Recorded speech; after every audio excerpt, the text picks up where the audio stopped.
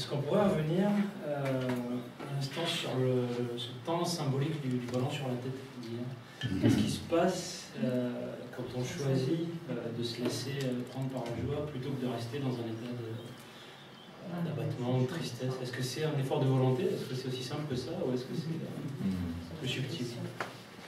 En fait, il y a une distinction qu'on fait en philosophie qui me paraît à la fois, on parlait d'étymologie flottante, là c'est des distinctions un peu inventives, donc à la fois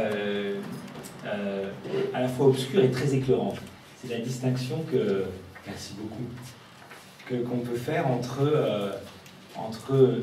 vouloir et décider. Je crois que le bonheur n'est pas d'abord une question de volonté. Et même c'est peut-être ça le drame, c'est Blaise Pascal, il disait l'homme ne vit pas, l'homme espère de vivre, et se disposant toujours à être heureux, il est inévitable qu'il ne le soit jamais. C'est-à-dire l'homme ne vit pas, il espère de vivre, c'est-à-dire il veut être heureux. Et dès lors qu'on veut être heureux, eh bien on suppose, plus ou moins consciemment, qu'on ne l'est pas heureux. Et donc, vouloir être heureux, c'est commencer par ne plus l'être. Et en plus, avec ma volonté, qu'est-ce que je vais faire? Je vais déployer une série d'efforts qui risquent, hier on a parlé de cette agitation qui faisait que l'épaule n'était pas assez paisible pour que l'oiseau puisse s'y poser. Donc, je ne pense pas que le bonheur soit une question de volonté, et surtout entendu par cette volonté, ce qui fait qu'on va forcer les choses, etc. Et qu'on va passer toute sa vie à réunir les conditions de ce qu'on croit être notre bonheur en oubliant de le recevoir. Et pourtant, je crois que le bonheur, ça dépend quand même un peu de nous, et du coup, ce serait moins une question de volonté que de décision. Et alors, qu'est-ce que c'est que la décision par rapport à la volonté?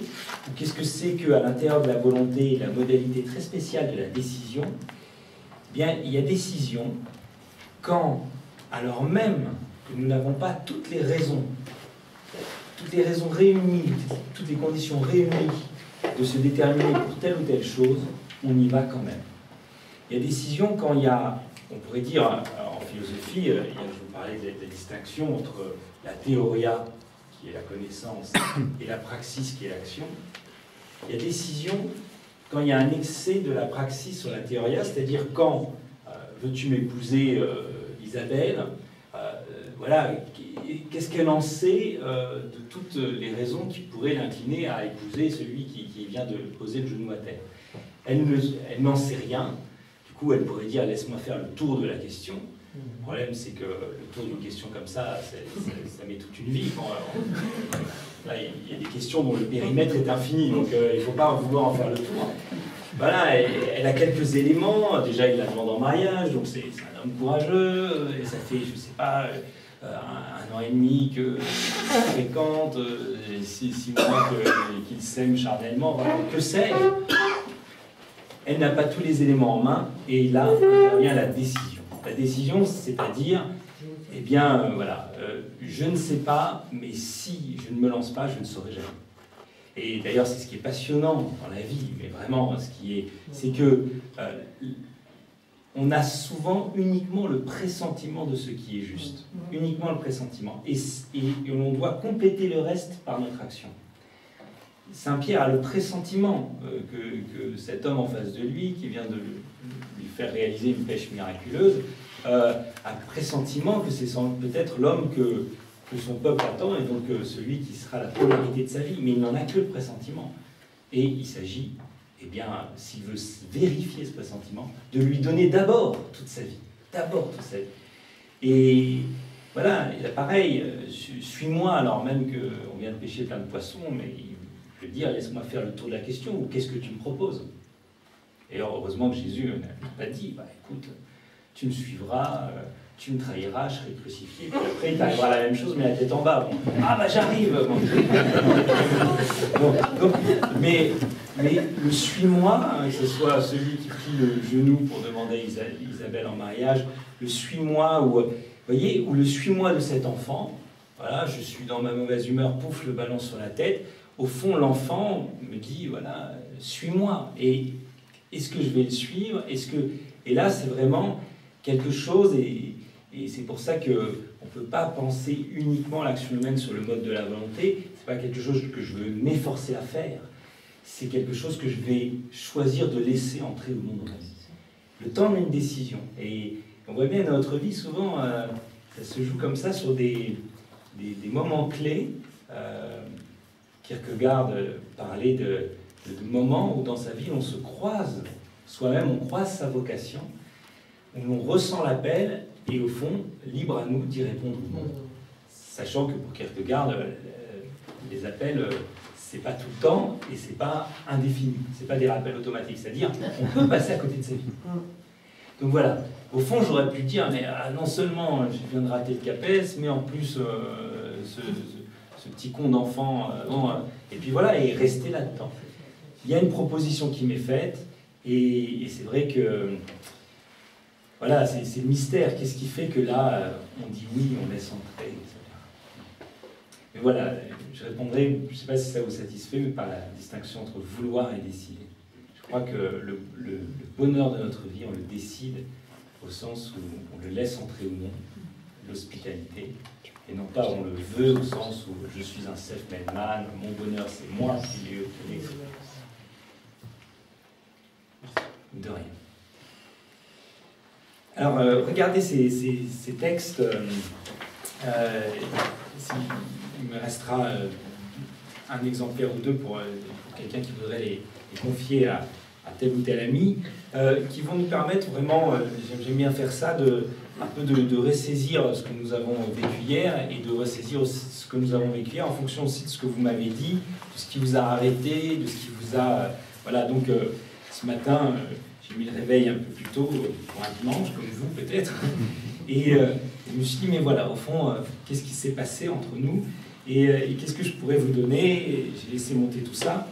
Et d'abord sur le temps qu'il faut. On a commencé par ça, par ces vérités qui peuvent se dédire elles-mêmes du fait qu'elles ne prennent pas le temps qu'il faut pour se dire et qu'elles n'attendent pas ce que les Grecs appelaient le kairos, qui a un concept essentiel aussi chez saint Paul, c'est-à-dire le moment opportun, le moment décisif. Vous voyez, le kairos, c'est au départ... Je crois que c'est Aristote qui l'a thématisé philosophiquement, mais il y avait déjà ça en médecine, même Hippocrate parlait du moment opportun pour arrêter un traitement, et ne pas le faire durer trop longtemps, ou pour l'administrer, ni trop tôt, ni trop tard. Vous voyez, dans notre vie, comme au fond on nous balance sur la tête, il y a des moments opportuns qu'il faut saisir, des opportunités qu'il faut saisir, et également pour la parole qu'on va apporter à celui qui souffre, ou la parole de vie qu'on va enfin parvenir à se laisser dire, eh bien, il y a sans doute un moment opportun. D'où les oiseaux de Kierkegaard qui nous le disent tous les matins jusqu'à ce qu'enfin on comprend qu'à chaque jour suffit sa peine et qu'il ne sert à rien de se faire trop de soucis. Et donc sur le moment opportun, sur le temps qu'il faut pour sortir de l'épreuve, sur le temps qu'il faut respecter pour en parler, je vous ai mis deux textes que je trouve, voilà, des petits cailloux blancs dans la poche du petit poussé. Regardez Rainer Maria Rilke dans les Lettres à un jeune poète. Ne pars pas maintenant à la recherche de réponses qui ne peuvent pas t'être données parce que tu ne pourrais pas les vivre. Il s'agit plutôt pour toi de vivre les questions. Alors, peu à peu, un jour lointain, sans que tu le remarques, la vie te fera entrer dans la réponse. Vous voyez, le grand enjeu voilà, qui suppose déjà ce par quoi on finira, c'est-à-dire la confiance, le grand enjeu qui est peut-être pas de trouver les réponses et les solutions, mais de formuler les questions. Au fond, là où est ton trésor, là aussi est ton cœur. Et au fond, qu'est-ce que c'est que notre trésor? Eh bien, se poser la question, mais finalement, mais quel est mon trésor? Enfin, plutôt même, oui, c'est ça, quel est en ce moment ce qui m'inquiète, ce qui m'habite, ce qui me questionne? Quel est ce creux en moi? Et si je parviens à le nommer, le creux de ma vie, le vide de ma vie, eh bien, voilà, à la limite, voilà, comme on fait quand on nettoie quelque chose, un vieux puits, on enlève tout, et il ne dépend pas de nous de le remplir. ce puits, ce creux de nous-mêmes. Mais une fois la question posée, une fois la question bien formulée, la question actuellement de notre vie, eh bien, il y a quelque chose de décisif qui a été fait. Quelque chose de décisif qui a été fait, quand bien même nous serions encore plus creusés, hein, parfois aller à la question de notre vie, aller là où l'on sent qu'il y a une blessure et que cette blessure, bon, aller nettoyer tout ça, on a l'impression que c'est encore plus la creuser, mais en réalité, c'est préparer le temps où celui qui viendra y mettre de l'huile et du vin, celui qui viendra remplir le puits, c'est préparer le temps où celui qui fera ça viendra. Donc notre boulot en général, c'est simplement, grâce aux amis, grâce à la prière, grâce à formuler quelle est la grande question de notre vie. Alors une de mes sœurs me disait, mais quand tu as un problème, j'ai remarqué, simplement, avant de te coucher, tu te poses la question, et le lendemain matin, souvent, tu as un début de réponse. Aussi parce que le simple fait de bien formuler une question, c'est déjà être dans le pressentiment de la réponse qui a cette question. Vous voyez, souvent, on croit qu'il y a la question d'abord, et la réponse ensuite, chronologiquement, c'est comme ça. En réalité, c'est souvent la réponse qui suscite la question. Vous voyez, Jésus, la réponse de Dieu au mal que font les hommes, il est la façon dont Dieu a trouvé pour répondre du mal des hommes et au mal des hommes. Bon. Et en fait, que fait Jésus la plupart du temps, c'est qu'il pose des questions. Il pose des questions, c'est vraiment impressionnant. Hein. Et toi, comment fait-on pour avoir la vie éternelle? Eh bien, dis-moi, que lis-tu? Que lis-tu? Ouais, vous voyez, à une question, il n'apporte pas la réponse. Ah ouais, c'est bien que tu me demandes, je suis le Fils de Dieu. Non, il repose une question. Et au fond, voilà, comment fait-on pour avoir la vie éternelle? Peut-être c'est pas ça la vraie question. La vraie question, c'est que lisons-nous? Comment lisons-nous notre vie? Et d'ailleurs, lui, il dit, ben, voilà, tu aimeras ton Dieu de tout ton cœur, de toute ta force, de toute ton intelligence, et ton prochain comme toi-même. Et Jésus lui dit, ben voilà, fais ça et tu auras la vie d'ailleurs. C'est marrant, l'éternel s'en va, parce qu'avant de vouloir avoir la vie éternelle, il faut déjà avoir la vie. Et c'est cette vie-là qui sera éternisée. C'est cette vie-là, hein, comme ces 5 pains que nous apporterons, dont Dieu fera quelque chose d'éternel, mais déjà, il faut les faire, ces 5 pains. Et donc, vous voyez, la vraie question, ça n'est pas comment faire pour l'efficacité, mais comment lisons-nous notre vie? Quelles sont nos lunettes? Bah, si on a l'amour de Dieu et l'amour du prochain, on est dans la vie éternelle. Donc au fond, enfin, on est dans la vie, on est dans la vie.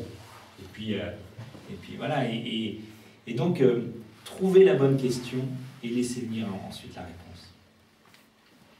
Pareil sur le temps qu'il faut, un texte de Nietzsche que je trouve très beau parce que il met en parallèle, il fait une analogie entre la vie et la musique. Et je pense que rares sont ceux qui sont complètement insensibles à la musique. En philosophie, on avait Spinoza qui n'entendait pas grand-chose à la musique, mais sinon, la musique, comme le disait Wagner, c'est la langue universelle qui parle à tous les peuples, sa langue maternelle, etc. Voilà, et je trouve que sur le temps qu'il faut, au cœur de l'épreuve, pour que celle-ci vienne nous dire où elle nous a transportés et que, au fond, cela peut de nouveau être un point de départ, que cette dissonance-là dans notre vie préparait un accord encore plus grand peut-être, et bien pour cela il faut du temps, il faut apprendre à aimer. Regardez ce que dit Nietzsche. Voici ce qui nous arrive dans le domaine musical. Il faut avant tout apprendre à entendre une figure, une mélodie, la reconnaître à l'oreille, la détacher, l'isoler et lui donner une vie propre. Et la première fois que vous entendez un morceau de musique, il faut d'abord identifier les périodes de ce morceau, les thèmes, etc. Mais ensuite, il faut encore de l'effort et de la bonne volonté pour la supporter, en dépit de son étrangeté, et user à son égard de la patience, de la tendresse pour tout ce qu'elle a de singulier. Vient enfin, troisième moment, le moment où nous y sommes habitués, où nous l'attendons, où nous sentons qu'elle nous manquerait s'il arrivait qu'elle fasse défaut. Désormais, cette mélodie ne cessera pas d'exercer sur nous sa contrainte et son charme, jusqu'à ce qu'elle fasse de nous ces amants humbles et comblés, qui ne veulent rien au monde que cette mélodie. Vous voyez, 3 étapes. D'abord, un peu comme on disait plus haut, savoir ce qui se passe, détacher dans le magma de notre vie ce qui actuellement me fait mal ou au contraire me met en route, isoler, puis faire avec l'étrangeté de cette mélodie qu'on entend pour la première fois, pour la deuxième fois, pour la troisième fois, se dire tiens, c'est marrant, ça se passe comme ça. Hein, le projet de notre vie qui est tout à coup bouleversé par tiens, c'est bizarre. Donc, c'est comme ça que ça se dessine. Et puis un jour, eh bien, cette épreuve qui a été pour nous si étrangère à notre vie, eh bien, fait partie de notre vie. Un jour, ce chapitre dont on aurait aimé, avant de le lire et résumer ce chapitre, dont on aurait espéré qu'il ne fût jamais écrit, un jour, quelques centaines de pages plus loin, on dit « Ah, mais maintenant, ce chapitre, il est partie intégrante de ma vie. » Et comme la mélodie, d'abord si étrange, quand on l'entend la première fois. Et donc, regardez ce que dit Nietzsche, mais ce n'est pas seulement en musique qu'il nous arrive ceci. C'est de cette façon que nous avons appris à aimer tout ce que nous aimons. Comme si nous finissions toujours par être récompensés de notre bonne volonté, de notre patience, de notre équité, de notre douceur à l'égard de l'étranger. En ces moments où l'étrangeté lentement quitte son voile pour s'offrir à nous dans une beauté indicible et neuve. Telle est sa gratitude pour notre hospitalité. Qui aime sa propre vie n'y sera parvenu que par cette voie. Il n'en est pas d'autre. L'amour aussi doit s'apprendre. Et apprendre à aimer sa vie, c'est souvent apprendre à l'aimer comme on apprend à aimer un morceau de musique qu'on n'a pas d'abord aimé. Hein, moi, je me souviens, quand j'aimais un groupe adolescent, j'attendais le deuxième album avec impatience, puis je le trouvais moins bon. Voilà, et puis là, c'est dommage. Et puis au fond, plus l'album avait résisté dans ses premiers temps, plus quelques années plus tard, c'est celui-là que je retiendrai. Alors que la musique qui vous plaît la première fois, 2 mois plus tard, vous n'en pouvez plus. Et au fond, là encore, hein, l'épreuve nous montre que la mesure de notre vie, elle ne nous appartient pas. Vous voyez, on rêverait d'une vie à notre petite mesure, mais comme on disait hier, paradis artificiel égale enfer, eh bien une vie complètement à notre mesure, ce serait en réalité une vie infernale. Une vie à la petite mesure de notre désir. Ah, moi j'ai mon petit boulot, j'ai ma petite auto, quand je rentre chez moi j'ai mon petit confort et je n'en sors jamais. C'est une vie qui serait en fait, oui, assez infernale.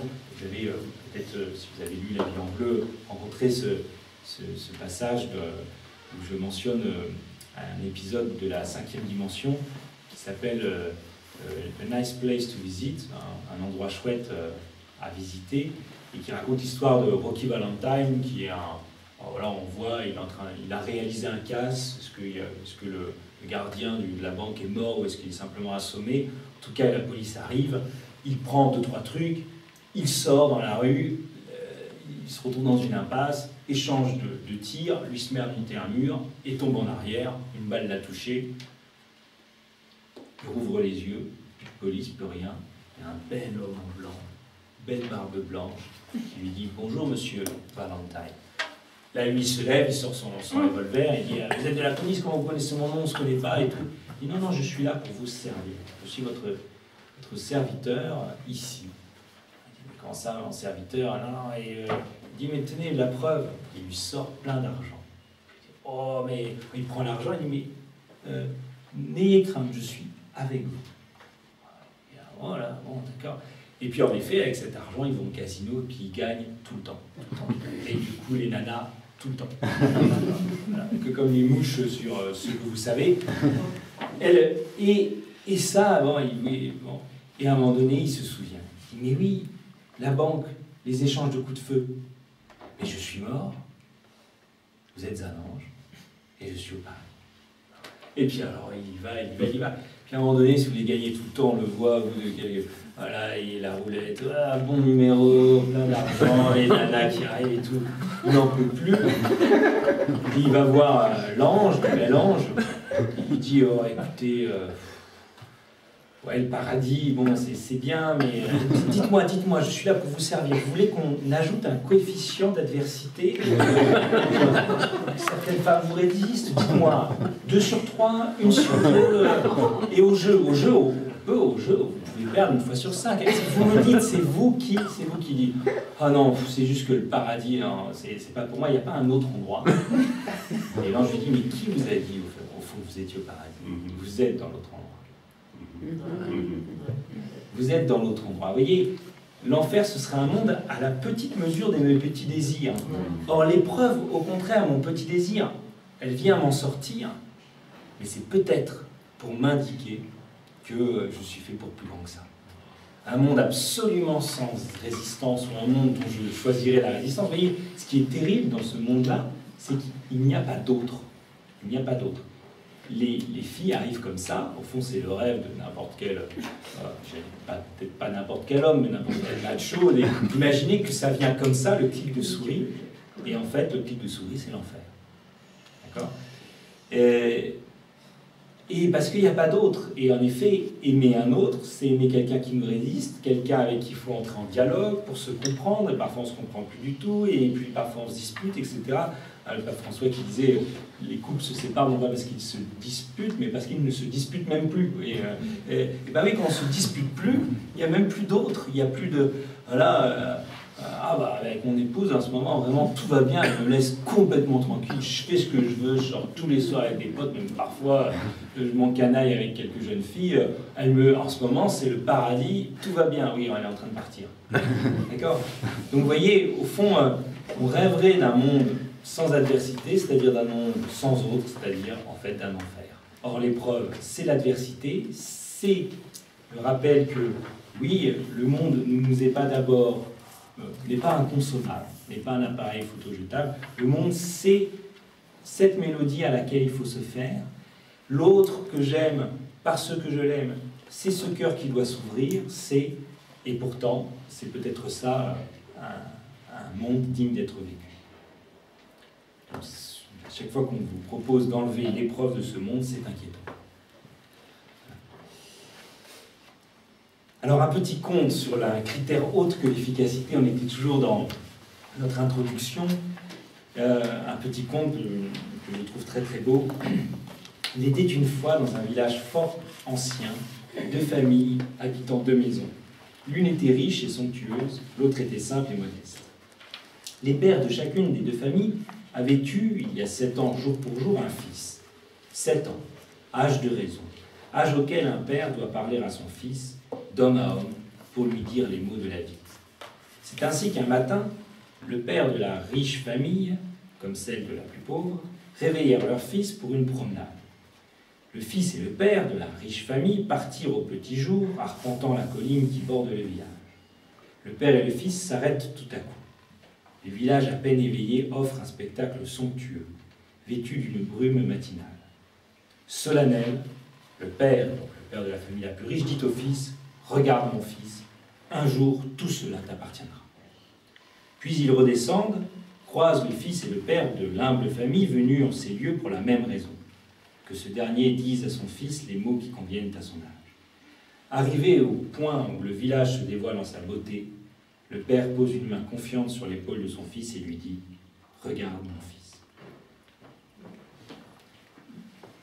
Voyez, regarde mon fils. Un jour, tout cela t'appartiendra. Ça, c'est le père de la famille la plus riche qui dit ça à son fils. Le père de la famille la plus humble ne peut pas dire ça. Il ne peut que lui dire « Regarde mon fils. » Et au fond, c'est comme... j'allais dire la machine à café, donc c'est comme le café que vous préparez, alors même que vous êtes sorti du critère de l'efficacité, il n'a pas trouvé d'emploi, il ne sera pas réinséré tout de suite. Qu'est-ce qui nous reste donc? Eh bien, toi pour moi, moi pour toi, mais c'est-à-dire l'occasion de sortir du projet. Un jour, tout cela t'appartiendra pour rentrer dans la présence. Regarde mon fils. Qui a un moment de communion avec son père? C'est le fils qui entend « Regarde mon fils ». Et regarde, et en plus, regarde, on partage ça ensemble. Là, on est là, regarde mon fils. Et regarde tous les deux, ils sont ensemble. Et en plus, vous voyez, c'est sur le regard. Et au fond, vous voyez, il y en a un qui est dans le futur, regarde mon fils, moment de présence, non, un jour tout cela t'appartiendra, voilà, dans le futur d'une appropriation possible, et qui fait que le fils va devoir vouloir, hein, il va se hisser à la hauteur. L'autre, il n'y a pas de mainmise possible, puisqu'il est trop pauvre pour cela, mais puisqu'il n'est pas dans la mainmise, il est dans la réception de ce qui est actuellement donné. Alors, ne cherchant pas à posséder le village en sa beauté lui est parfaitement donné.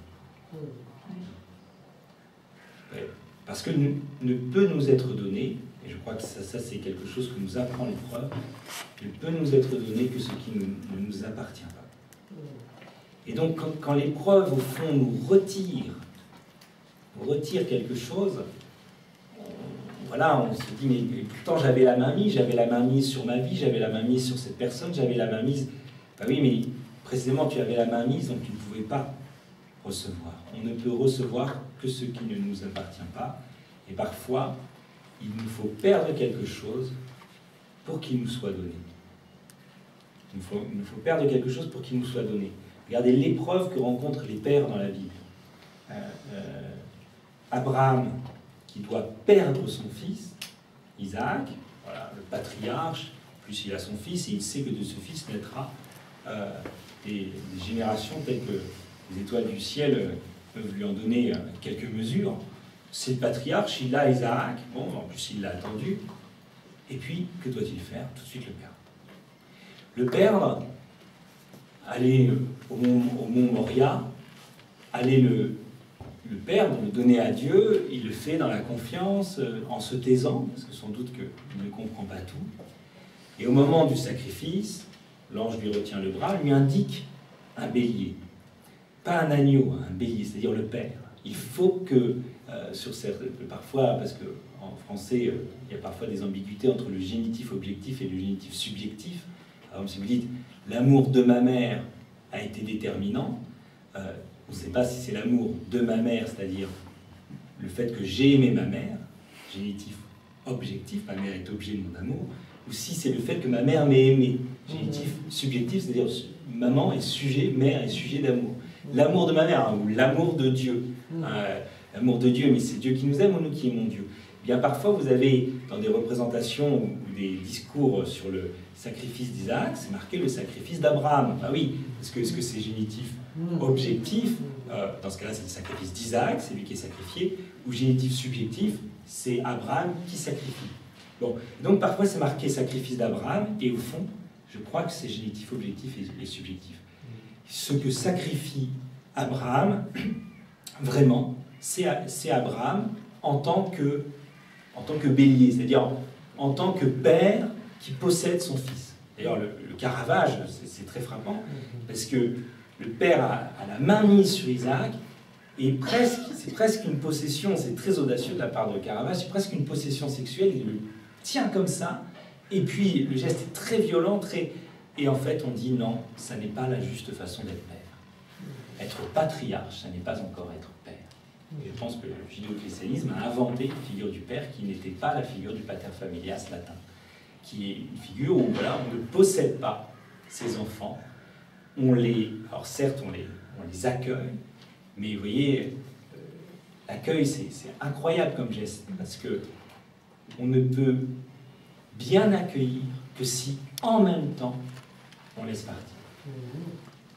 On ne peut accueillir quelqu'un, vous voyez, cet exemple je le prends pour mes élèves parce qu'ils le vivent, la plupart ne viennent pas de Metz mais de tout le Grand Est de la France, et puis là je prends cet exemple, ça leur parle beaucoup, mais voilà, ils retournent chez eux, si leur maman dit « Ah, c'est super que tu sois là, voilà, tu vas rester au moins 8 jours, parce que demain, on est chez tonton Marc, après-demain, on est machin, j'ai prévu toute la liste des repas, tu verras, ça sera pas lourd du tout, ça va te permettre de... Bon, et puis comme ça, en plus, c'est bon, et dans 8 jours, voilà, vous n'êtes pas accueillis, vous êtes pris en otage.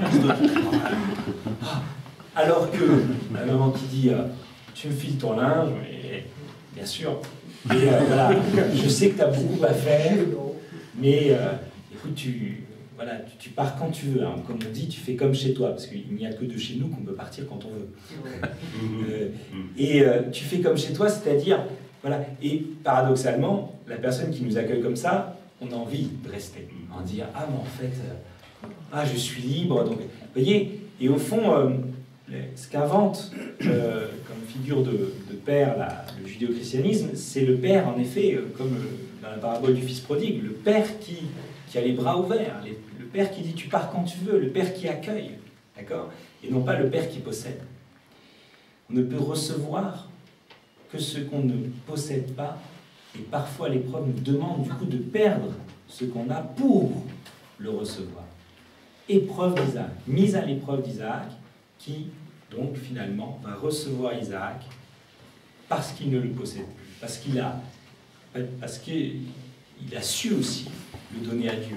Et puis alors, ça arrive tout le temps dans la Bible, je ne vais pas vous les citer tous, mais vous pensez aussi à Jacob, avec Joseph. Joseph, c'est le préféré de Jacob, c'est le chouchou, c'est le... Bon, il peut y avoir un peu de relation fusionnelle là-dedans, mais quand même, Jacob envoie Joseph au casse-pipe, va voir ce que font tes frères et tout. Bon, et puis vous connaissez la suite, il se retrouve dans une citerne, vendu en esclave, et à la fin, retrouvailles. Il ne peut recevoir Joseph que si, à un moment donné, Jacob le perd. Et alors, après on arrive au Joseph du Nouveau Testament, lui c'est fascinant, parce qu'il commence par perdre Jésus. Il est le Père par excellence, le Père terrestre par excellence, parce que il a toujours déjà perdu Jésus, donc il est toujours déjà dans l'accueil, si vous voulez. C'est pas son fils, il le reçoit d'un autre, il le reçoit de Dieu, parce que tout l'enjeu est ça, et évidemment ça. L'épreuve nous fait perdre quelque chose qu'on était sûr d'avoir. L'épreuve nous fait perdre quelque chose, et parfois c'est pour qu'on sorte de la mainmise et qu'on reçoive notre vie à nouveau de Dieu. Alors, et tout ça se passe d'autant mieux si on est dans la confiance. Alors, c'est pas un poème, mais c'est un petit texte que j'ai écrit pour vous résumer tout ça. Regardez, il pourrait s'appeler « Déjà ». Pour maudire la vie, il faut déjà être en vie. Il y a quelques textes sur le « déjà ». Pour dire que rien n'a de sens, souvenez-vous Florence hier, il faut déjà avoir des mots qui véhiculent le sens. Et au fond, c'est un luxe tout ça. Pour chanter sa haine et le chaos, il faut déjà avoir la musique et l'harmonie. Nietzsche qui disait « sans la musique, la vie serait une erreur ». Sans la musique, alors c'est très beau, adolescent, je me mettais cette phrase partout, dans les cahiers, tout. Sans la musique, la vie serait une erreur. Puis un jour, j'ai réfléchi. Bon, c'est beau, mais est-ce que c'est vrai? Sans la musique, la vie serait une erreur.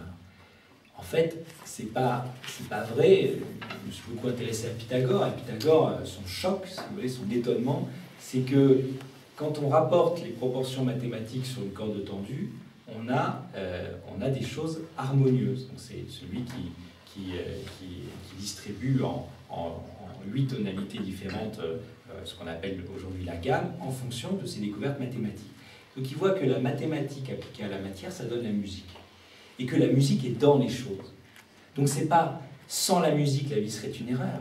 C'est parce que la vie profondément a en elle l'harmonie qu'elle ne saurait être une erreur. Elle n'est pas une erreur. Et c'est pas... heureusement qu'on a la musique, comme les jeunes ont Walkman, pour se sauver d'une vie absurde ou d'un paysage urbain trollé. C'est pas ça. C'est pas sans la musique, la vie serait une erreur. C'est parce que en elle-même, la vie est musique. Le rythme de votre cœur. En effet, la mélodie, les choses rendent un son, les choses ont assez d'intériorité pour rendre un son. Et puis alors cette intériorité, on peut la travailler, le pitcher, pour même que ça sonne. Et en plus, on peut accorder tout ça pour que ça sonne harmonieusement. Le miracle de cet univers, c'est qu'il y a en lui l'harmonie. Certes, il faut la chercher. On peut mettre de la disharmonie, mais l'harmonie est là. L'harmonie est là. Et donc, vous voyez, pour chanter sa haine et le chaos, je fais un groupe de punk, 3 accords, et un rythme rapide, et puis on dit que rien n'a de sens, mais il y a déjà du rythme, il y a déjà de l'harmonie, c'est 3 accords, et voilà. Et donc, vous voyez, au fond, tous nos désespoirs comme vous le disiez hier, sont peut-être enveloppés finalement par un sens qui nous irrite beaucoup plus en profondeur. C'est pour ça qu'il faut rentrer en profondeur parfois pour réentendre la musique des choses. Pour croire que le mal est partout, il faut avoir d'abord le sens de la justice. D'accord ? Et enfin, pour scruter le ciel d'un œil sceptique et moqueur, il faut que le sol discret te porte. Voilà, sur le déjà, je vous ai mis la citation de Simone Veil qu'on a étudiée hier, comme ça vous l'avez. Ou celle aussi, une autre de Pascal. « Console-toi, tu ne me chercherais pas si tu ne m'avais trouvé. » En plus, il y a le console. Tu ne me chercherais pas si tu m'avais trouvé. Mais où est Dieu? Où est Dieu? Du coup, j'ai recherché aussi cette phrase que j'ai copiée pour vous de Gustave Thibon. Je ne sais pas si vous aimez ce philosophe paysan qui a passé sa vie à Saint-Marcel d'Ardèche et c'est lui qui avait fait travailler Simone Veil en tant qu'ouvrière agricole. Et ça a été la rencontre, voilà, pour lui, la rencontre de sa vie. Et même pour elle, ça a été quelqu'un d'important, Gustave Thibon. Et il disait ceci: Dieu ne te répond pas. Il ne répond pas comme les hommes. Sa réponse est avant la demande. Elle engendre la demande. Quand tu parles à Dieu, Dieu t'a déjà répondu. Et Dieu ne te répond pas. Mais c'est quoi ce silence, etc. Oui, mais en réalité, peut-être que Dieu est avant la demande de lui-même. C'est lui qui a engendré en toi le désir de lui. Hein, console-toi, tu ne me chercherais pas si tu me l'avais trouvé.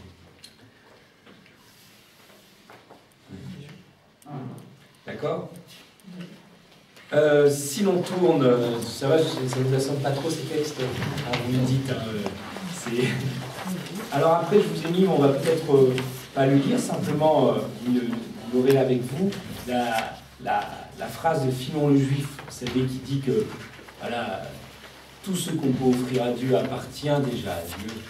Donc, est-ce qu'on peut seulement lui offrir quelque chose qui ne lui appartient pas déjà? Eh bien oui, notre consentement, notre oui, justement, notre merci.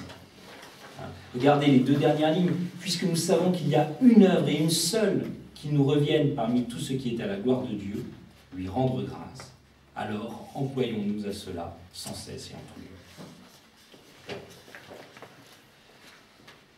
Alors après, hier, on a été assez loin, on a évoqué l'innocence de Dieu par rapport au mal. Et alors là, je vous ai mis un petit texte que j'ai écrit pour l'hebdomadaire La Vie, dans lequel j'écris environ toutes les 5 semaines, une petite chronique, et je me suis dit que je pouvais vous la partager, voilà, parce que c'est lié à ce que... ça rejoint plein des thèmes que nous avons évoqués. Et donc ça s'appelle « Plonger le mal dans un bain d'amour ». À Colmar, il y a le musée Unterlinden. Dans ce musée, il y a le célèbre retable d'Issenheim. Là, si vous voyez ce retable qui est terrible, vraiment terrible. Au centre du retable, la crucifixion peinte par Matthias Grunewald. C'est là un douloureux spectacle. Il n'est pas une parcelle de la chair du Christ où ne se lisent les séquelles de sa passion. Ah, vraiment, tout est plein d'épines, il a tout mis. Pas un pan de peau où ne mordent des épines tenacement plantées. On raconte que Grunewald a jeté sur ce Christ de douleur les malheurs de son époque frappés par la peste.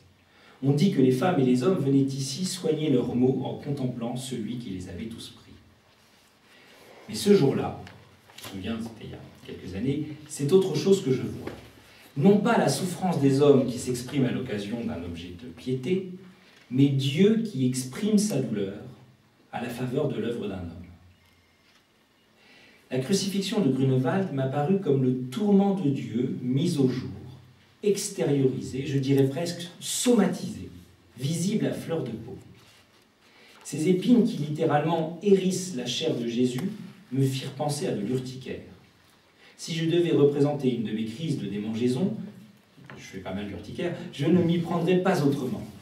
Comme si le mal faisait à Dieu une irritation comparable à l'ulcère malin de Job. Le mal des hommes, c'est l'eczéma de Dieu. Le mal que je fais, c'est le mal que Dieu a. La passion ne serait donc pas un accident malheureux dans la vie de Jésus. En laissant la violence s'imprimer sur la chair du Verbe, elle dévoile la douleur intime de Dieu quand on s'en prend à l'un de ses petits. L'art de Grunewald, unique en son genre, a su rendre le mal qui secrètement ronge le Verbe, depuis le meurtre de Caïn jusqu'aux forfaits les plus divers. Le mal qui secrètement ronge le Verbe, parce qu'il n'est pas fait pour lui, hein, comme on avait dit.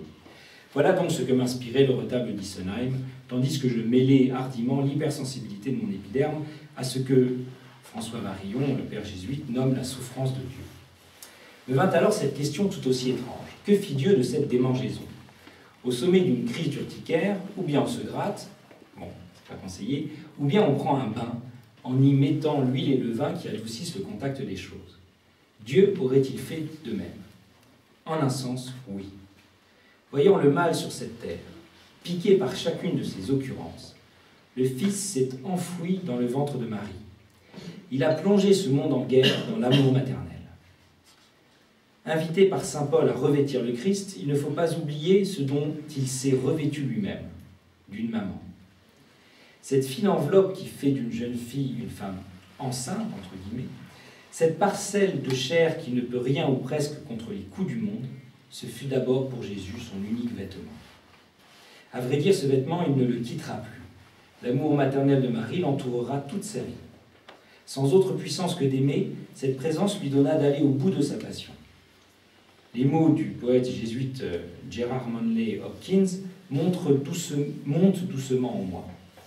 Dans le poème intitulé « La Sainte Vierge comparée à l'air que nous respirons », donc Hopkins, il est dit de Marie qu'elle revêt le monde blessé, afin que, enveloppés de compassion, comme nous le sommes de l'air, nous avancions dans la confiance. En répondant au mal par l'incarnation, Jésus nous a ouvert une voie nouvelle. Quand le mal nous agresse, quand il mord le cœur de notre chair, il faut nous souvenir qu'il n'est d'autre habit à revêtir que l'amour, quand bien même cet habit nous laisserait plus nu que jamais. Vous voyez, comme je vous disais hier, le but, c'est le risque. Et évidemment, quand il y a épreuve, moi je pense souvent au citron, l'huître qui rentre au contact du citron et qui se rétracte. Et, elle est bel et bien vivante. Bah oui. Et d'ailleurs, c'est toujours un signe de vie que quand il y a épreuve, nous nous rétractons. D'accord? Celui qui dit oui, l'épreuve, pas de souci. Ou l'illusion qui consiste à croire que l'épreuve puisse être en elle-même bonne. Mais si elle est en elle-même bonne, ce n'est plus une épreuve. C'est pour ça que l'épreuve qu'on se donne est toujours inférieure à celle qui nous est demandée d'accueillir. Je me souviens, après un sacrement de réconciliation, avec un prêtre, je lui demandais une pénitence, quoi. Il m'a dit oui, parce que il me disait toujours, tu méditeras ce passage-là. Alors, je disais, il y a un travail en plus à faire, déjà méditer c'est mon boulot. Et puis c'était toujours un peu vague et tout. Et puis il me disait, mais mon sang, je suis en chair, quoi. J'aurais préféré qu'il me dise, tu feras 40 pompes chaque matin. Et puis, alors là, le péché, là, je vais. Bon, je sais pas, j'étais un peu jeune dans ma foi, mais je dis, mais vraiment encore méditer cette parole et tout. Il n'y a pas un truc un peu plus physique et un peu plus concret? Il m'avait dit, ouais, tu veux vraiment? Je dis, ouais. Alors, je me il me dit, eh bien, pendant 24 heures, tu accueilleras tous ceux qui te contrarient dans l'action de grâce. Je dis, ouais, vraiment, il ne faut pas les mots. La fille, même la deuxième fille, toute la nuit, avait été malade, une gastro, elle vomissait partout. Au fur et à mesure, je devais laver, je me disais, tiens, il m'a bien lu, en effet. Ça, c'est, voilà. Vous voyez, et l'épreuve que je m'imaginais, 30 pompes tous les matins, et puis après, vous allez pouvoir montrer, ça c'est ma pénitence et tout. Bon, l'épreuve que je m'imaginais, de toute façon, l'épreuve qu'on se souhaite, elle est toujours à la mesure de notre désir, elle n'est pas une épreuve. Par contre, la petite fille qui vomit tout ce qu'elle peut, pendant que la maman, elle... dort très bien, et dans l'action de grâce, merci pour le sommeil si profond de mon épouse. Vous voyez, c'est l'épreuve qu'on se donne, c'est Saint Philippe Néri, je ne sais pas si vous connaissez ce saint extraordinaire qui a arpenté les rues de Rome, il s'était rasé à moitié la barbe, j'aurais pu faire ça ce matin. Et puis quand les gens le regardaient,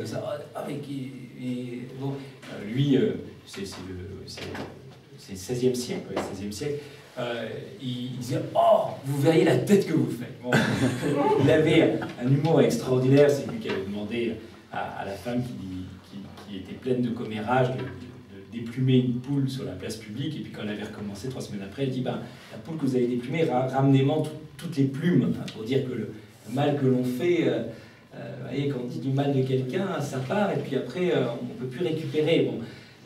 Et une fois, ça je trouve ça extraordinaire, en confession aussi, quelqu'un lui dit, voilà, il confesse ses péchés, et puis il dit, mais sinon, au niveau de mon avancement spirituel, j'avance bien, j'arrive à vaincre l'orgueil. Il dit d'ailleurs, depuis maintenant 4 jours, je porte le cilice. La ceinture. Les infirmiers lui dit, vous portez le cilice, mais c'est formidable. Ouais. Mais juste, vous le portez comment? Il dit, voilà, sous mon habit et à même la peau, et je le serre à 3 crans. Et tout. Il dit, oui, vous avez dit sous votre habit. Ah non, il ne faut pas porter le cilice sous l'habit. Ah non, un cilice, ça se met bien au-dessus des habits. Il dit, mais non. Il dit, si. Pendant 1 semaine, je vous demande, comme pénitence, de mettre votre cilice sur l'habit. Et là, et voilà. Et ça, alors, voilà. Là, ça, c'est l'épreuve que vous n'avez pas choisie. Celle que vous avez choisie, bon, vous la sortez, vous êtes fiers. Si les gens savaient que je souffre, mais je ne le dis pas, ou un peu. Et là, non, là, vous êtes ridicule. Voilà. On a évoqué hier aussi, j'ai trouvé ça intéressant, le mal que l'on fait par excès de bien. C'est sur la page suivante. C'est cette idée que, hein, on a parlé du mal et du malheur, hein, le malheur qu'on subit, le mal que l'on fait, et si vous voulez, on a évoqué donc cette idée que peut-être que le mal venait parfois d'une impatience du bien. Tertullien, le mal c'est l'impatience du bien. C'est vouloir se saisir de quelque chose qui est bien, oui, mais sans que cette chose nous soit donnée. On avait dit aussi que le mal n'était pas... Il pouvait être le singe du bien. Donc là je vous ai mis, c'est un petit exercice conceptuel, mais toutes les fois où en fait le mal est en train de singer le bien, comme on disait de Satan qu'il est le singe de Dieu. Hein, on avait vu la témérité se confond presque avec le courage. Hein, le conformisme, c'est le singe de la sagesse. Et, la sagesse et tout, mais la sagesse, à quoi s'oppose la sagesse? Eh bien, saint Paul, il ne l'oppose pas à la folie. Sagesse et folie, ça ne s'oppose peut-être pas. La sagesse, ça s'oppose à ce que font les pharisiens, c'est-à-dire à du conformisme. Vous voyez, le pire ennemi de la sagesse, c'est son image déformée. Ça n'est pas la folie, c'est le conformisme. Hein, la prodigalité, comme je vous avais dit, qui dépense sans savoir, et le singe de la générosité qui sait mais qui donne quand même. D'accord?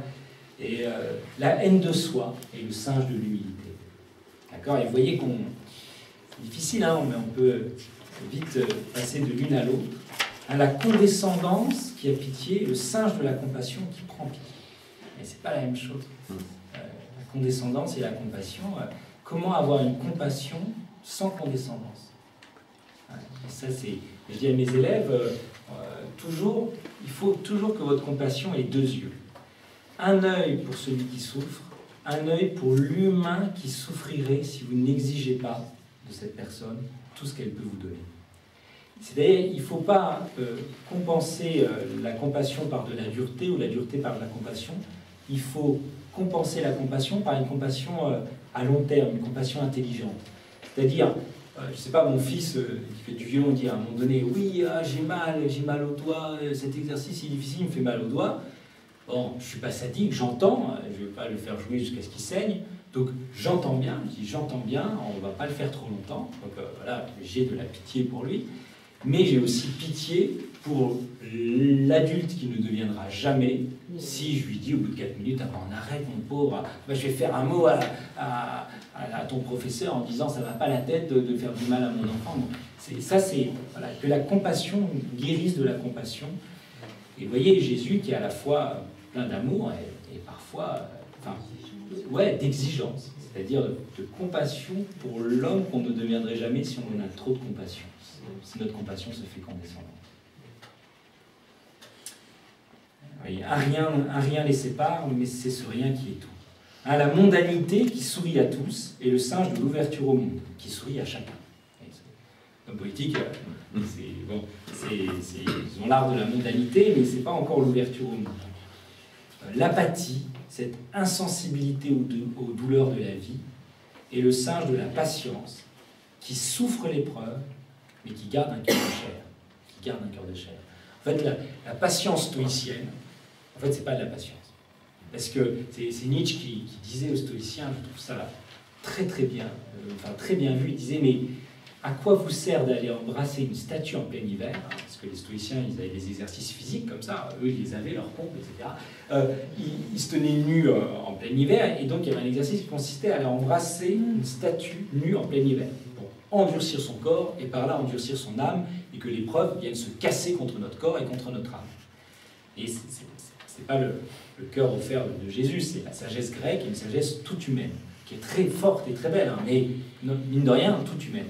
Et Nietzsche disait, mais à quoi bon, ou à quoi sert d'aller embrasser une statue en plein hiver, quand vous êtes vous-même devenu une statue? C'est embrasser une statue en plein hiver quand on a encore un cœur de chair, un cœur plein de chaleur, oui, ça c'est difficile. Embrasser l'épreuve qui nous fait froid dans le dos, avec son cœur de chair, ça c'est difficile. Mais si l'on devient aussi froid que l'épreuve qui nous agresse, c'est que au fond on est déjà mort. Voyez. Et donc l'apathie qui est l'absence de sensibilité, hein, les stoïciens ils appelaient ça l'ataraxie. L'ataraxie. Eh bien, ça n'est peut-être pas la même chose que la patience, qui, elle, souffre l'épreuve. Mais, voyez, mais peut-être, une définition possible de la patience, c'est souffrir, mais ne pas souffrir de souffrir. Et la patience, c'est souffrir, c'est bel et bien souffrir. De toute façon, en grec, c'est patein, ça veut dire souffrir, endurer, subir. La patience, c'est souffrir, mais c'est ne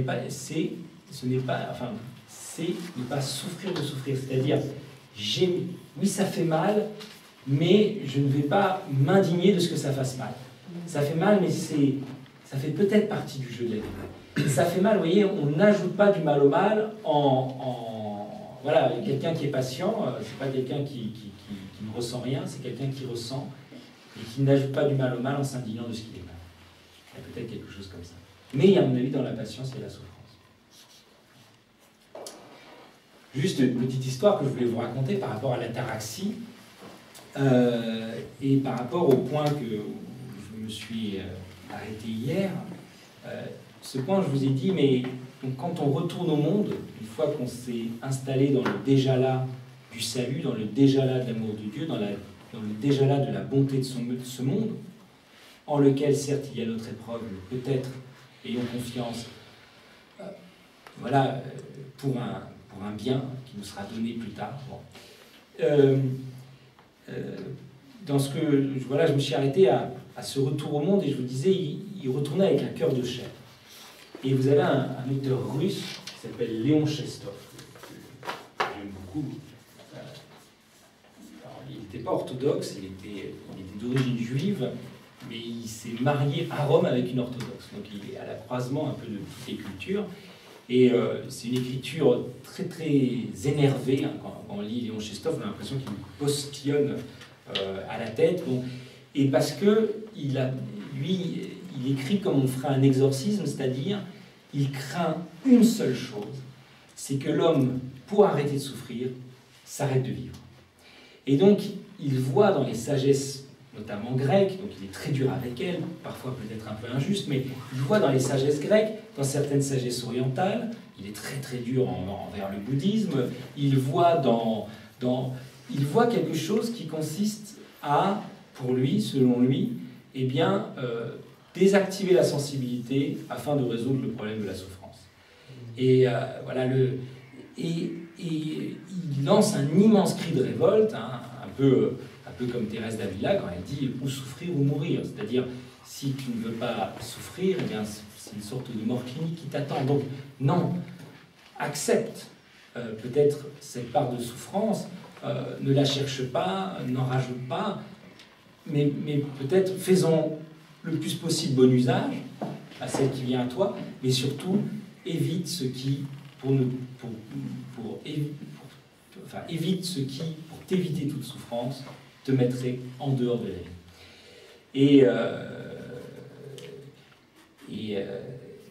Et Léon Chestov prend le cas du manuel d'Épictète, là encore, Épictète, le grand stoïcien, et il prend un petit fragment, voilà, que j'avais déjà lu, je ne m'étais jamais arrêté sur lui, où Épictète montre, voilà, comment il faut réagir par rapport à l'épreuve.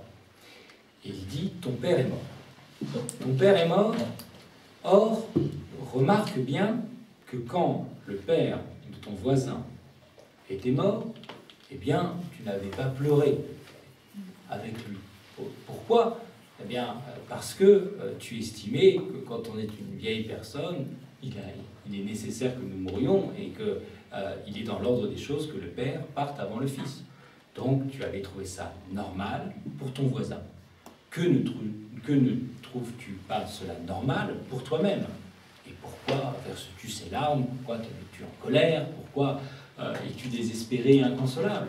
Ton père est mort, cela est naturel, ça l'était pour ton voisin, ça l'est aussi pour toi. Rien à dire. Et donc Chestov, il dit, mais imaginons un tout autre raisonnement, aussi rationnel, mais qui ne mène pas du tout au même endroit. Ton père est mort. Tu pleures. Tu pleures parce que ton père t'en avait qu'un. Un père, on n'en a qu'un. Et c'était lui. Et c'est pas un vase d'argile, comme je vous disais hier, c'était lui, quoi. Et mine de rien, voilà, c'était un être assez riche pour que vous puissiez peut-être passer encore 10, 20, 30 ans, voire l'éternité ensemble. Donc ton père est mort et tu pleures. Or, souviens-toi, quand ton voisin avait perdu son père, tu n'avais pas été pleurer avec lui, parce qu'alors tu disais, ben oui, mais c'est dans l'ordre des choses que de perdre un jour ses parents. Que ne te précipites-tu pas chez lui pour lui demander pardon et aller pleurer avec lui la mort de vos papas? Vous voyez, il dit, mais pourquoi les deux raisonnements se valent, au fond, vous voyez? Et pourquoi Épictète préfère l'un plutôt que l'autre? Parce qu'il préfère l'ataraxie, l'absence de trouble, la paix de l'âme. Il préfère cela à cette blessure qui nous confie les uns aux autres. Et il préfère, en gros, dit-il, la mort à la vie. Et parfois, je cite mes élèves, vous voyez, mais Cerise, c'est un film qui s'appelle Invasion, que je trouve pas très bien fait, mais très intéressant dans son topo. C'est en fait des extraterrestres, je ne suis pas du tout film de science-fiction, mais celui-là, il donne à penser, qui attaquent les hommes. Leur façon d'attaquer les hommes, c'est pendant leur sommeil, pendant que les hommes dorment, ils viennent en eux, c'est des extraterrestres végétaux, sous forme végétale, ils se déplacent, bon, ils viennent en eux, et puis, quand l'homme se réveille, il est lui-même devenu un végétal. Et en fait, c'est des hommes qui ont une sorte de présence très inquiétante, ils deviennent insensibles, comme le ficus chez vous, même si le ficus a une part de sensibilité, mais vous voyez, ils deviennent comme ça, bon. Et puis, certains se disent, mais il se passe quelque chose, ma femme a changé. Alors, ils pourraient se dire, ah, ma femme est enfin beaucoup moins hystérique. Mais bon, mais il y a quand même une présence inquiétante comme ça de tous ces êtres humains qui, voilà, visage impassible. Et donc, il y a des hommes qui prennent les armes contre ces formes, qui les arrachent. Bon. Et puis, il y a un combat, c'est un film américain. Au départ, c'est un roman de 1950, un truc comme ça. Et il y a un combat, et à un moment donné, le chef de la rébellion se retrouve face à l'intelligence des extraterrestres qui discutent. Et les extraterrestres disent, je ne comprends pas pourquoi vous nous combattez. On vient vous apporter la paix. Et lui il dit, mais moi j'en veux pas de taper, etc. Bon, les gens, vous voyez, quelle paix, de quelle paix voulons-nous? Quelle paix? Une paix, voilà, sans épreuve, sans adversité, sans altérité, sans... quelle est la paix? Récemment, un de mes proches me dit, j'ai demandé dans ma prière cette paix qui n'est pas la paix du monde et que le Christ nous a promise, et le lendemain, ma vie était bouleversée, et je ne suis plus jamais tranquille, vous voyez, donc quelle est cette paix? Et à la fin, dans la dernière version qui existe, qui est par un Québécois, et qui, à la fin, carrément, il a rajouté une scène où on voit, parce que le roman se finit, juste les avions américains qui font, je crois que ça se passe à Los Angeles, pour bombarder Los Angeles, et puis on ne sait pas s'ils vont gagner ou pas. Et en fait, lui, il a rajouté une scène, on voit un homme, c'est très audacieux, avec son journal, il l'ouvre, et c'est faits divers, guerre, et il dit « Ah, on a gagné !» Donc c'est un peu, voilà, un peu bizarre, mais bon, un peu osé aussi, mais au fond, vous voyez, le chrétien, c'est pas celui qui doit, enfin le chrétien et même l'homme juste, l'homme qui est ajusté à sa vie et à ce monde, c'est pas celui qui doit souhaiter un monde absolument sans guerre et qui sans cela, désespérerait. C'est celui qui dit, mais plus la guerre tonne en ce monde, plus je suis invité à l'aimer et à y apporter la paix. Vous voyez, c'est celui qui dit, c'est celui qui remonte les manches. Et c'est pas celui qui fantasme d'un monde où il n'y aurait absolument plus d'eux. De toute façon, ce monde-là nous sera donné. Non, c'est celui qui dit, bon ben, voilà, soyez des artisans de paix. On ne s'arrête jamais sur artisan. Qu'est-ce que c'est qu'un artisan? C'est quelqu'un qui travaille une matière. Qu'est-ce que c'est qu'une matière? C'est quelque chose qui nous résiste. Et donc, au fond, ce monde nous résiste. Ce monde, et soyez des artisans de paix, ça veut dire que ça ne sera pas facile, ça veut dire que ça sera la guerre, ça veut dire, bon, mais toute l'épée qui fait que, oui, le monde passe sur vous comme la goutte d'eau sur le plumage du canard sans vous... c'est peut-être des paix un peu inquiétantes. D'accord? Non, vous parliez de cette angoisse que vous offrez au matin, et au fond, et dans laquelle vous preniez le monde entier, ben voilà, c'est ce monde-ci. C'est ce monde-ci, c'est celui-là qu'on doit d'autant plus aimer qu'il va plus mal. Voilà, voilà. Et puis voilà, c'est tout pour les... enfin, si encore la lâcheté qui se tait pour plaire à tous n'est pas la tolérance qui dit franchement et accepte d'entendre le contraire. Voilà, voilà. Est-ce que vous avez des questions sur ce que je viens d'évoquer? On va prendre une première pause dans 5 minutes, mais est-ce que... Oui. Martin, comment tu commenterais dans le Notre Père la phrase « Ne nous soumets pas à l'épreuve ». Ah, est-ce que c'est comme ça que vous le récitez? Vous dites à l'épreuve ou à la tentation? Non, dans notre traduction orthodoxe, c'est « Garde-nous d'entrer dans la tentation Ouais. ». Mais dans l'Église catholique romaine, c'est « Ne nous soumets pas ». À la tentation. Pas à l'épreuve, oui. Oui. Alors, dans l'Église catholique romaine, vous savez, ça fait l'objet d'un immense débat, puisque c'est la traduction française du Notre Père, et certains prêtres, je vais oublier ce nom, a même écrit un livre pour dire que cette traduction était erronée, ce que disait l'ancien évêque de Metz, Monseigneur Raffin, tant qu'il pouvait, en disant c'est pas la bonne traduction, et donc vous savez que la nouvelle traduction a été décidée il y a 2 ans maintenant, et donc comment? Elle n'est toujours pas appliquée. En fait, je crois que, je sais plus, il y a une date, mais c'est en 2017 que tout passe en... Mais voilà, mais en effet, c'est... Comment? Il y a une application progressive. Voilà, c'est ça. Et il va y avoir une obligation progressive, mais en effet, donc maintenant on dit ne nous laisse pas entrer en tentation. Mais délivre-nous du mal ou du malin, d'ailleurs, ça aussi c'est très intéressant. Et en effet, quand on voit dans la traduction avant, c'était... Ne nous laisse pas succomber. Voilà, ne nous laisse pas succomber à la tentation, en effet. Et ne nous soumet pas à la tentation, on a l'impression, en effet, que c'est Dieu qui nous soumet. Oui, bien sûr. Et pourquoi ça a été complètement contresens?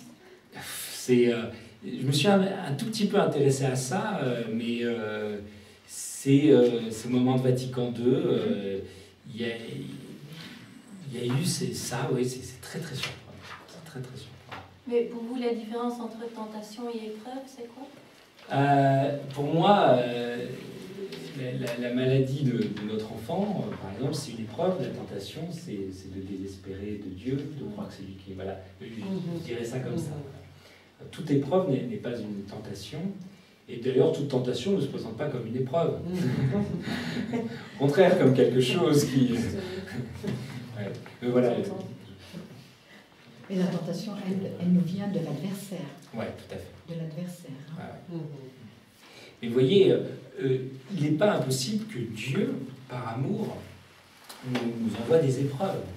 Alors des épreuves, alors sans doute pas celles que l'on pense, enfin, mais c'est, si vous voulez, oui, comme je vous disais, qu'il nous soit retiré quelque chose pour que nous puissions la recevoir. C'est ça, ça je pense que, oui, que par amour, moi je vois en effet, par amour pour mes enfants, parfois je leur donne des choses dont je sais qu'elles sont un peu trop dures pour notamment pour mon fils qui va avoir 11 ans, voilà, je le mets à l'épreuve.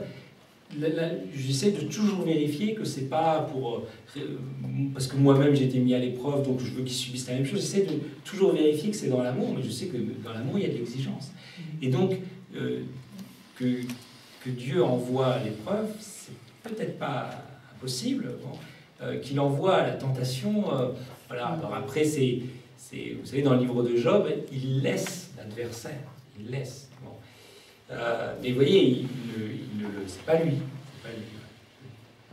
Job est mis à l'épreuve. Et du coup, Job est mis à l'épreuve. Ouais. Mais voilà, tout à fait. Alors voilà, c'est ouais. Et peut-être qu'il faut distinguer, vous savez, je crois qu'il faut distinguer épreuve et tentation, de la même façon qu'il faut distinguer la finitude et le mal. Et je crois même que le mal vient de ce qu'on confond les choses. Par exemple, la finitude et le mal. La finitude qui fait que je ne suis pas tout, que je ne veux pas tout, etc., n'est pas un mal. N'est pas un mal. Et même que je doive mourir, la mort qui a été introduite par le péché, alors, est-ce que c'est la mort physique? Il y avait une finitude, même d'Adam et Ève, qui fait qu'à un moment donné, il y a un passage. Alors maintenant, ce passage est vécu dans la douleur, dans la peur, parce qu'il y a eu le péché. Mais la finitude qui fait que je ne peux pas tout, que je ne sais pas tout, ce que les philosophes appellent le mal métaphysique, je suis une créature, je ne suis pas le créateur, ça n'est pas un mal. Le problème de la modernité, surtout la modernité tardive et technologisée, c'est qu'elle confond finitude et mal. On va vaincre, grâce à la science, le mal. On va vaincre la finitude. On va vaincre, grâce à la science, la finitude. On va vaincre, grâce à l'État, la finitude des hommes. On va faire donc ce paradis artificiel qui sera en fait notre enfant. Donc, alors que si l'on reçoit même notre finitude comme une bonne nouvelle, ça me paraît important. Et donc aussi distinguer épreuve et tentation. Récemment, mon épouse, voilà, il y a une de ses amies qui a fait le pèlerinage des mères de famille. Et en fait, elle a découvert, elle fait une sorte de retour à la foi, c'est une foi purement sociologique. Elle a découvert l'amplitude de son péché. Elle dit, je reviens avec un truc énorme, c'est que j'étais sûr d'être quelqu'un de super. Bon, elle disait, vraiment, quelle chance ils ont les autres. Et elle a découvert, oui, l'amplitude de son péché. Et donc elle partage ça dans un groupe de prière de maman. Et mon épouse, elle dit, c'est sorti de seul. Je dis, mais quel cadeau il t'a fait le Seigneur. Moi, j'aurais préféré ne pas le déballer, ce cadeau-là. Bon. Et au fond, oui, c'est une épreuve, mais c'est une épreuve vraiment qui est bonne. Voilà. Et d'ailleurs, on le demande. On demande à l'Esprit Saint qui nous apporte la crainte, le dégoût de notre péché, etc. Donc, ce sont des cadeaux, ce sont des épreuves. La tentation, c'est de dire, je suis vraiment qu'une nulle, je suis un livre de Dieu. Ça, c'est la tentation.